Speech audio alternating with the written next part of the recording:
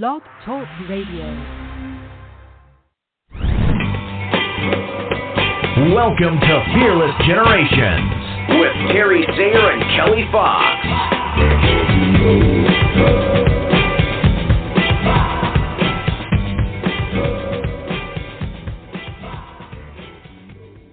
Hello and welcome to Fearless Generations, 12 Steps to Freedom.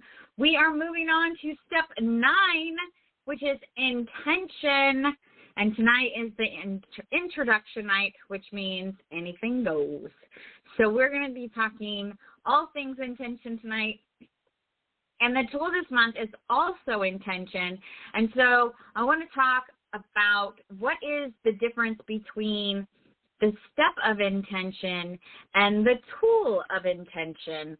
And so we're going to have a little bit of a discussion around that as well. We have a guest coach with us tonight. Please welcome Jenn Drakes. Hello. Hi, how are you doing tonight? Hi. Not bad. Thank you for having me. It's a pleasure to be here. Yes, thank you. Thank you for being here with us. So please remind our audience, or not remind, this is the first time she's been here. So educate our audience on what is it you get to do and who is it you get to serve? Well, what I get to do is life strategies and really all the resources and tools around accelerating your life, whether it's from a healing perspective, a wellness perspective, mindset growth. So holistically, just how all of us go about it. And it's what I call divine-tastical living. So it's really mentorship towards a divine-tastical living state. And I get to do that. My focus areas with youth and young adults, but I do get a range of ages, but that is really where my heart space is to work with youth and young adults and get them to go on the right track for living their life and avoid that midlife, oh my God, how did I get here and I'm unfulfilled, and just avoid that piece by being ahead of the game. I love that. I think our youth so need help. I feel like this generation that is becoming adults right now has really no clue. At least my two don't. And, you know, I'm a life coach. I can share with them tools and strategies, but I'm mom. And so, exactly. You know, it's good to have other people out there who they might listen to because they're not listening to me. No, and I hear a lot of parents say that, and you know, and that is to be expected. They're not going to always share the things. There's certain things they want to keep to themselves, and they won't necessarily feel comfortable sharing it with a parent. But with someone else, they will open up. I remember working with the kids. A lot of parents would come back to me and go, "How is it you're getting them to talk to you and everything?" And I'm like, "I'm just listening. I'm just guiding. They don't have any, you know, hidden repercussions in talking to me that they might have in talking to their parents. Whether you know it's from embarrassment, whether it's from feeling silly." Whatever those emotions might be behind some of that, it's so much easier to talk to you know, a stranger. So getting them on the right track, and as I said, to avoid those oh my God moments, and it's applying our wisdom. So what is nice is I'm a parent as well, and to be able to you know, extend the wisdom you've grown over the years to the young adults. And get them to actually put strategies in place and accountability in place. A lot of them reach out to me for, you know, just keeping them on track, teaching them how to set goals and how to follow through. And even just that, right, and applying the wisdom of how you do that, how you manage your time, how do you manage pressure points, especially going to school, And how do you set priorities? These are some of the strategies that young adults need, and many of them feel really lost in this world today. That's so fast-paced. Yep. Even though they've got it up on us with technology, they are lost in what I would consider the life skill part of life, right? So they're great in the technology, they're great in some of the modern tools, but they lack just life skills. There was a time with us we lacked street smarts maybe, but they lack life skills, and that is detrimental because they need that, right? So that's that's my niche area. So hopefully that answered your question. I love it. Yeah, I love it. And also, please welcome my beautiful co-host, Terry Sayre. How are you doing tonight, Terry? I'm doing fine. Thank you. I'm glad I got in to listen to all that cool information. Hi, Terry. Hello. Nice to meet you. To meet you as well. Thank you for. So to remind you all, tonight we are doing the introduction to step 9, which is intention. And a lot of what you said, Jen, sounded like teaching them how to be intentional. How to think things through and do them on purpose, so to say, instead of just letting things, letting life happen to them. They're being more intentional and going out there and living their life. So what is the way that you would describe being intention? So for me, intentions is all around really how your mind, the conscious thoughts, plans that drive out your actions and the choices is all around, is based on your intentions. So a lot of times people end up in a place in life that they were driven by other people's intention, not their own. And rediscovering what your intentions really are. I keep talking about these oh my God moments that we have in life, because usually those oh my God moments are around ending up where you didn't expect to end up. And many times that's because you're following somebody else's intention for you rather than your intentions for yourself. So what I teach as it relates to intentions is what are your desires? What are the things that are going on in your head that you're burying or pushing back and not really focusing on? Because you think you can dismiss it, or you think you're not allowed to foster those thoughts or those desires, right?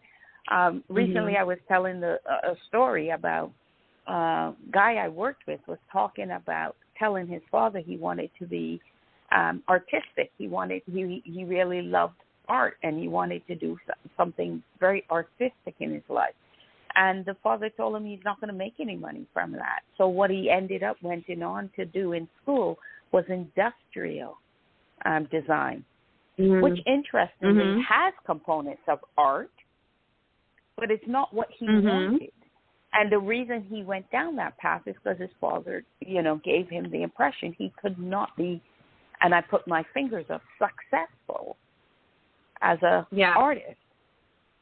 But he never allowed him to explore it, right? It's one, you might have those thoughts, but when you put it then on especially someone that is in a dependent state and looking up to you for guidance, when you put that on them, then you're really putting your intentions on them. You don't believe they could make it.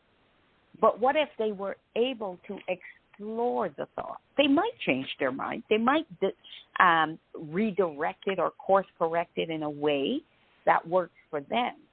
But to not give them the ability to explore that intention, to explore that feeling, is where we sometimes veer wrong.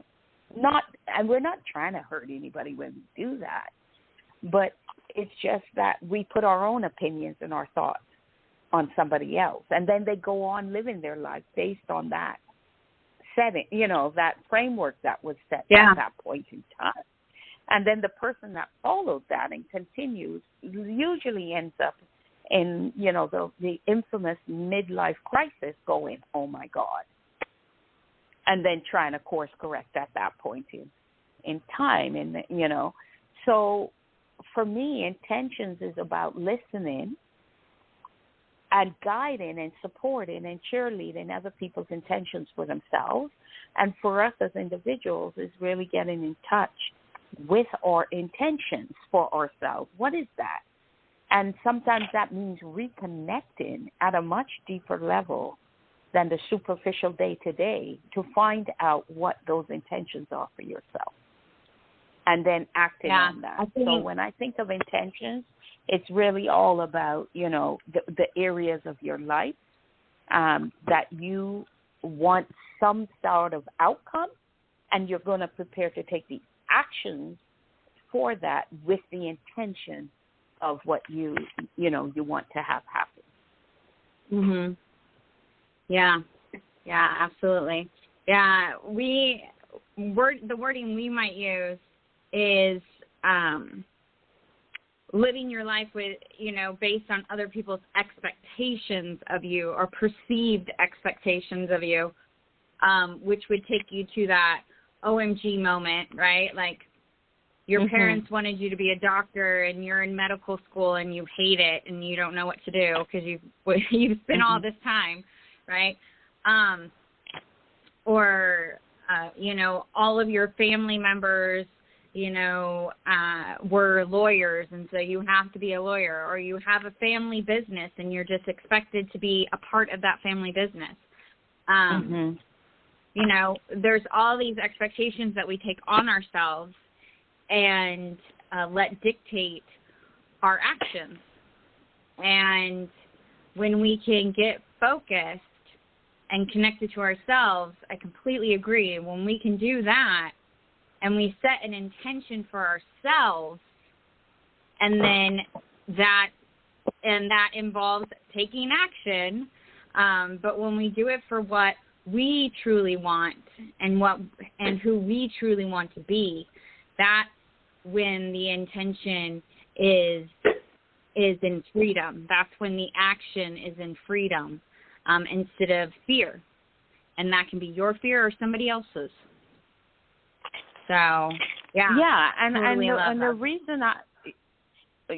the reason I don't use expectation is because I think expectation is easier to change than living the intentions of somebody else. For me, whether it's a parent, who cares who it is that burdened you with their intentions for you, because it is a burden, right? And did it so well that you start to lose sight that is what's guiding you now. You actually start to believe it's yours. That's the problem, right? And you lose track of what your original intentions were for yourself. To me, that's greater than an expectation, right? You can change expectations. You can reset expectations, I believe, much easier than you can reset an intention of someone else that was placed on you. Right? When you're in a medical 12-year program because somebody believes it's a family business or believes that's where you should be, that's greater than an expectation. That's actually directing your life. Right? Yeah. That's Carrie, intentionally what are your thoughts? directing your life. Yeah, I think it's just a matter of semantics, actually, because what you're calling intentions and what we call expectations are probably the same thing. We teach our clients to set intentions to be the opposite of expectations. And so an intention is that you're willing to practice in order to change your life. That's what an intention to me means. So I set an intention every morning for the day, and I have an overall intention that I live my life by. And that's how I use those as litmus tests to know if I'm making progress and if I'm taking action around whom I want to be and how I want to take up space and the way I want to show up. And so rather than expecting myself to do that or falling prey to someone else's expectations, I use intentions as my way of moving forward. I don't know that other people have intentions for me. And so my intention is to live my life in such a way that I'm moving forward, and I'm moving forward in freedom, not in fear. So I think it's just semantics of what we're calling. We're calling the same thing different names. And so it's really important to me as a recovering perfectionist, because that's what I am, a recovering perfectionist, that I do not allow expectations in my thought processes at all. I avoid them. As soon as I think I'm having those of myself or someone else is having those of mine, I switch my mindset right away into be living my intention. And my intention belongs to me and me alone, and it's what guides my life. As it should. And I think, for people like us that have gone down the journey of exploring that for ourselves and landing on what it is, right? Whether, and whatever words we want to put against it. And it's funny, just recently I did a show on language matters. And as you were talking, I was thinking that, came back to me that, wow, language really is so important. But whether, whatever language we put against it, I agree that for when you have developed and grown in a way that you are able to say, Terry, exactly what you said, in terms of making sure that you are being intentional every day for yourself and not based on anybody else's influence. Some people, though, however, and I think about the audience that might be listening to this and be going, well, is that me? Or how do I know? How do I figure that out for myself? Because if I understood this step is about introduction. So introducing somebody to the concept of intention is first to let them, one, understand what it is, as we've just discussed, but how do they start exploring that they are living as you're living, Terry, that they are, if they haven't given it a thought and they're just on autopilot and, living their life without something, a real focus on it. How do they know if they're guided by themselves or by others, whether it's expectations or others' intentions? And that, for me, are the ones, I want to bring awareness and self-awareness to start that reflection and to start that journey of exploring. Yeah, absolutely. Where they fit in this. Taking that time to really connect to what is it you are doing and what is it that you keep putting off. And do you keep putting it off because it's really not important to you, but it's important to somebody else? And so you just find reasons not to do it? Or is it important to you, yet you feel like you're not allowed to let it be important to you? Getting really clear on what your motivations are and where you're getting stuck. Because I feel like we can get stuck for all different kinds of fears.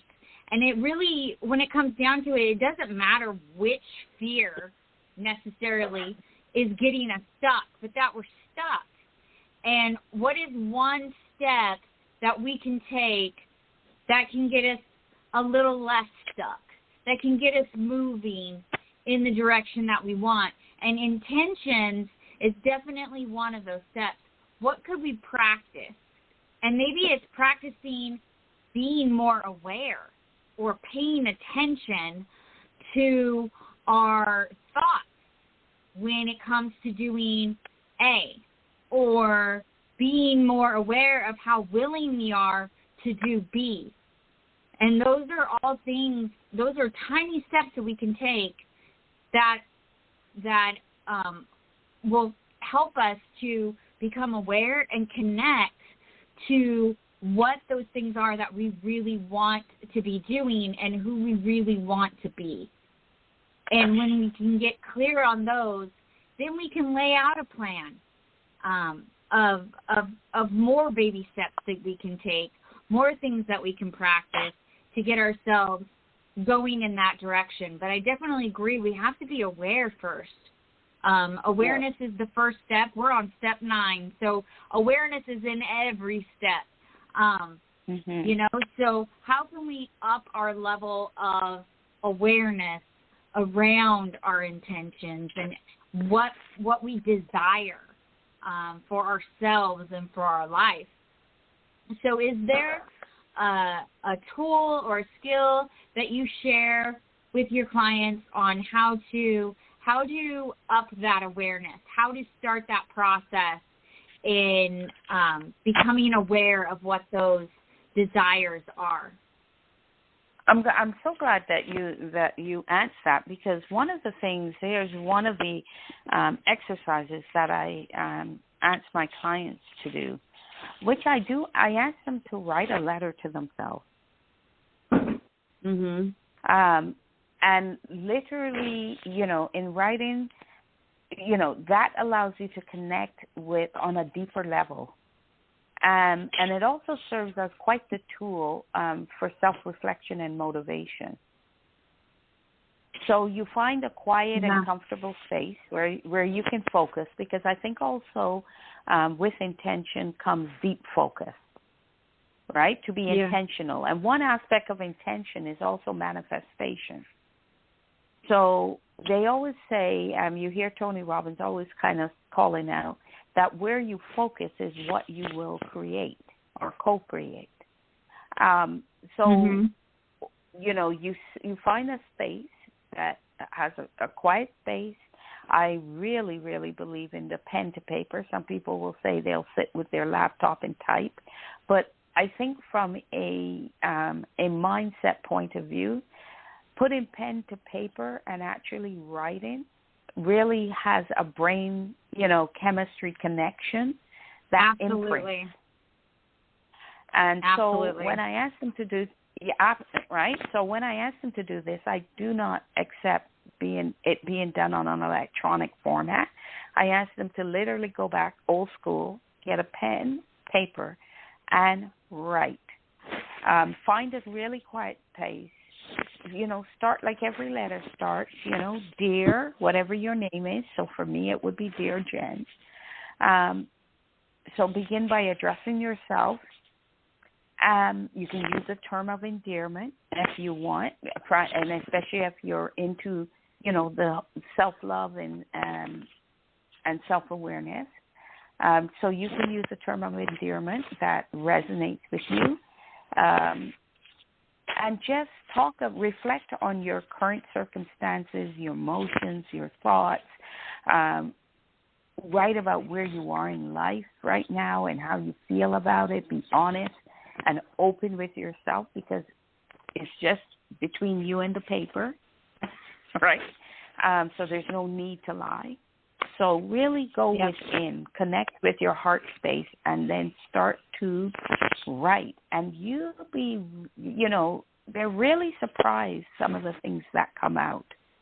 And one of the themes is you start to see them go into, from the, you know, when they read, some of them are willing to share, and when they read it, you actually start to see that they connected with their inner child, because they go into a dream level of writing, like when they were kids and they were dreaming about things. The letter to themselves tend to start to take that shape and form. And we don't, especially the pace of life right now, we don't get to stop and reflect, and unless we're intentional about it. Notice that, right? How that is. Yeah. The irony in that. But if we're not intentional, we literally are just going through life and keep trying to keep up with the pace of change, the pace of things in life, and then we lose touch of the small things that really matter. And we need to then get back. So writing a letter to yourself is an amazing, amazing way of reconnecting. It's an amazing way of getting to self-awareness, and it's a profound way of starting to explore intentions for yourself. I love that. Profound. So that is what I tend to give to my clients. Thank you. All Thank you, Jen, for sharing that with us. We are almost out of time, ladies. It has gone by so quickly. Jen, I want to give you a moment to share with the audience how they could get a hold of you, find you, if you have anything coming up. I do. Find me at my website, jenndrakes.com, and my name is Jenn with 2 N's and Drakes with an S, so JENNDRAKES.com. I'm on all major platforms, with my main platform being LinkedIn, so you can also connect with me there. And across the starting in July through to the end of the year, I am doing a workshop tours across Canada, Southern Ontario area of Canada, and they are in person, but there's also virtual, an ability to also purchase virtual tickets. So that will be, you can go to the website to find out information about that as it comes into play. And our next one is July 16th in St. Catharines. So, so I get to go on tour. And then, there's always articles that I write, and my podcast, Arrays of Living, ARRAYS of Living, is another way to also hear, my thoughts around certain life strategies, certain aspects of life. We're just finished up our season 3, and we've moved into this week into summer reflections, and then season 4 will start just at the end of August. And we'll have season 4 then of the podcast. One of the favorite on the podcast, one of the favorite episodes was Life as an Equation, in which I broke life down into a mathematical equation and then explained it and simplified it for us to really start thinking about how we're living and what we want for ourselves, but more importantly, to manifest that for ourselves as well and do the work that's needed. So there you go. That sounds interesting. Thank you so much. Thank you for being here with us tonight. We so appreciate it. We loved having you on, and we thank you for sharing your tool and all your information. And please reach out to Jen. If you have a teen or what she shared tonight has resonated with you, go reach out and find her on her website, jenndrakes.com, or on social media. We want to remind you all that the 12 Steps to Freedom were created by Rhonda Britton, the CEO and founder of the Fearless Living Institute. And if you'd like to know more about Fearless Living, go check it out at fearlessliving.org. You can find everything about Terry and I at fearlessgenerations.org. You can find out about our workshops, our classes, our book groups, and our group program, all there on the website. And we would love for you to go check it out. Also, if you go on there, you can register to get Terry Talks. Terry Talks is a 1-minute video from Terry herself on the step of the month. So you would get 20 or so, because it's every weekday, of intention straight to your inbox to go in there and sign up for that, as well as sign up to get our newsletter. So you can hear about everything we've got going on in the month, and there's great content about the monthly step and tool in there as well as information on all of our guest coaches that come on the podcast each month. So it's a wealth of information once a month to your inbox, telling you all things Fearless Generation. And you can find us on all the social medias as well as Fearless Generations. So we thank you, Jenn, again so much for being here on the show with us tonight. We appreciate it. We hope to have you back again. And until next time, everybody, be fearless. Thank you, Jenn. Thank you all. Thank you for having me. Good night.